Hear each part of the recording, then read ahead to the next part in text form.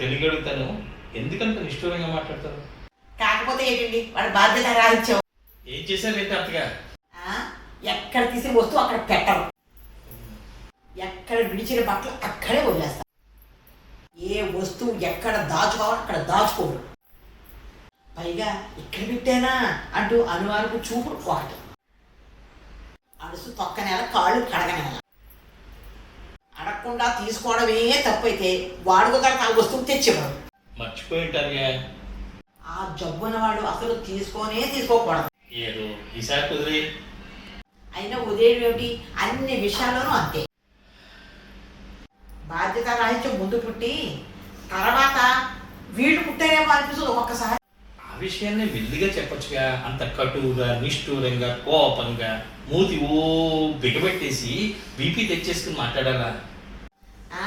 ఆహా, నెమ్మదిగా చెప్తే వినే రకాలైతే నేను ఎందుకు ఇలా తయారవుతాను? అవునులే, అది నిజమే.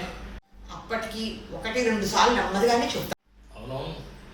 అంతెందుకు, మీరు తాగిన కాఫీ గ్లాస్ ఎక్కడ పెట్టారు? ఎక్కడ పెట్టాను?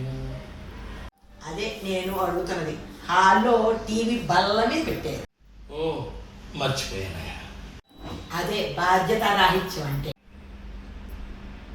అసలు దాన్ని ఎక్కడ పెట్టాలి? ఒంటింట్లో షింకులో వేయాలి. అలాంటప్పుడు నిష్ఠూరంగా చెప్పకపోతే వినే రకాలా మీరు? అంతేలే. అది ఇప్పుడే తడితువాలు ఇప్పేసి తడితువాలు తీసుకొచ్చి మంతనే పడేశారు.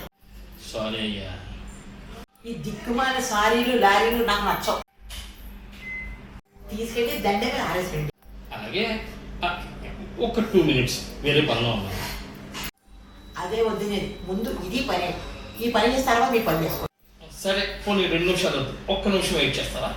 1 నిమిషం కాదు, 1 క్షణం కూడా వెయిట్ చేయండి. అదేంటయ్యా అంత మొండితనం? మీదా కాదా? ముందా పని చేయండి, నాకు తెక్కెక్కక ముందే.